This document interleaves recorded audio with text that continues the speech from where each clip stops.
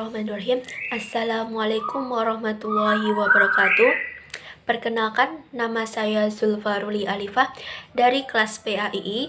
Di sini saya akan menyampaikan materi dakwah dengan tema yang berjudul pengembangan pendidikan pada masa Wali Songo.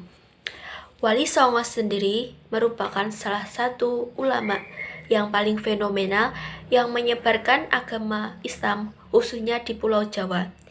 Wali Songo ini tidak hanya berdakwah dalam bidang agama saja, melainkan juga berdakwah dalam bidang sosial maupun pendidikan. Wali Songo sendiri merupakan intelektual yang menjadi pembaharu masyarakat pada zamannya. Wali Songo dalam sejarah pendidikan Islam di Pulau Jawa, peranannya sangat berjasa dan terus mengalir dan dikembangkan dan dimodifikasi kekinian, atau bisa disebut dengan transformatif, dengan mengikuti perkembangan zaman. Dalam pengembangan dakwahnya ini, ada beberapa prinsip atau unsur utama yang menjadi titik berat dalam penyampaian pendidikan agama Islam, yakni yang pertama yaitu memelihara keyakinan beragama. Yang kedua, menjaga keselamatan harta, nyawa, dan jiwa. Yang ketiga, menanamkan pemahaman tentang berbagai hukum. Yang keempat, melindungi akal pikiran dari hal-hal negatif. Dan yang terakhir yaitu menepis pengaruh-pengaruh luar yang bersifat negatif. Pendidikan yang diajarkan tidak hanya untuk kalangan dewasa saja, melainkan dari anak kecil, remaja, sampai akhir tua. Pada zaman dahulu, para wali songo ini menyampaikan dakwahnya dengan media yang beragam, misalnya dengan media wayang kulit, alat musik, syair-syair Islami, dan lain sebagainya. Bukti peninggalan sejarah pada masa wali songo ini yaitu dikembangkan pendidikan dan pembangunan pesantren-pesantren. Pesantren ini bertujuan untuk menyebarkan agama Islam itu sendiri maupun mengembangkan ilmu-ilmu pengetahuan. Wali Songo juga mengajarkan mengenai Moh Limo. Moh Limo ini ada 5 yang diartikan sebagai tidak mau melakukan 5 hal. Yang pertama yaitu tidak moh modat, yaitu tidak mau mabuk atau menghisap ganja. Yang kedua yaitu moh main, itu artinya tidak mau berjudi atau main-main yang bersifat negatif. Yang ketiga yaitu moh ngombe, atau tidak mau minum. Minuman ini bisa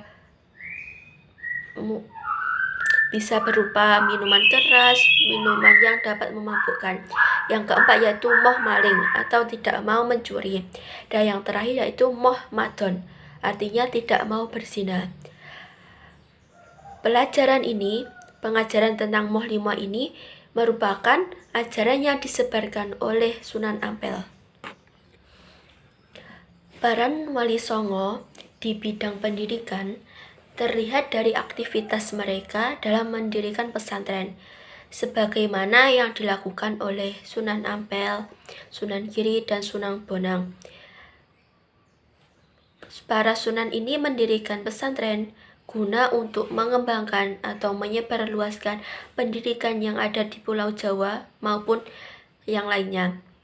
Dari sejarah Wali Songo, pendekatan pendidikan atau dakwah yang mereka gunakan adalah sebagai berikut. Misalnya yang pertama, mendirikan pesantren yang merupakan perguruan Islam. Pesantren ini digunakan untuk tempat mendidik dan menggembleng juga para santri sebagai calon mubalik atau mentransfer ilmunya kepada yang lainnya. Yang kedua yaitu memberi warna Islam dalam adat istiadatnya. Baik itu dalam Pulau Jawa berarti memberi warna Islam dalam adat istiadat Jawa. Yang ketiga, memanfaatkan pertunjukan tradisional sebagai media dakwah Islam dengan menyisipkan napas-napas Islam ke dalam pertunjukan tradisionalnya tersebut. Yang keempat, mendirikan surau atau musala yang sekaligus ini dimanfaatkan untuk tempat berdakwah maupun beribadah. Yang kelima yaitu Tutswori Handayani. Dari 5 tersebut masih banyak lagi yang pendekatan yang digunakan Wali Songo untuk menyebarkan pendidikan agama Islam maupun pendidikan umum yang lainnya. Dalam mendidik anak-anak pada masa usia dini, salah satu tokoh Wali Songo yang terkenal yaitu Sunan Giri. Ia memiliki cara untuk mendidik anak-anak dengan ia menciptakan berbagai lagu Jawa dan syair permainan tentang anak-anak. Lagu ini digunakan untuk mendidik anak-anak yang diciptakan mengandung ajaran Islam. Contohnya adalah menciptakan tembang Macopat seperti Pucung dan Asmaranda. Sedangkan contoh lagu permainan anak-anak adalah Ler Iler, Jublak-Jublak Suwang, dan lain sebagainya. Tujuan dari pembuatan tembang ini,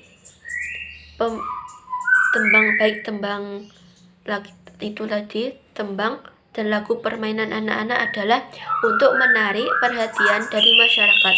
Selain itu juga lagu permainan itu juga bertujuan untuk mendidik anak-anak dari berbagai kisah pendidikan, dari kisah sejarah pendidikan Wali Songo, baik dalam dunia pendidikan maupun yang lainnya. Perlu kita teladani beberapa nilai dari Wali Songo tersebut. Yang pertama yaitu beriman dan ketakwaannya kepada Allah. Wali Songo ini dalam ketakwaannya dan keimanannya sangat kental dan jadi pokok utama dalam melakukan sesuatu. Yang kedua, menguasai berbagai macam ilmu, baik itu ilmu agama, ilmu umum, dan ilmu pengetahuan lainnya. Selanjutnya, dalam melakukan dakwahnya ini, perjuangan dalam rangka meninggikan Allah SWT perlu kita acungi jempol. Dengan demikian, keteladanan yang dapat kita peroleh, yang kita ambil hikmahnya dari Wali Songo yaitu keimanannya dan ketakwaannya kepada Allah. Tujuan utama dari kita mempelajari kisah para Wali Songo khususnya di Pulau Jawa ini yaitu memberikan kita pemahaman tentang proses penyebaran agama Islam maupun pendidikan di tanah Jawa yang disebarkan oleh Wali Songo atau Wali 9 wali tersebut. Mungkin itu penyampaian materi dakwah dari saya.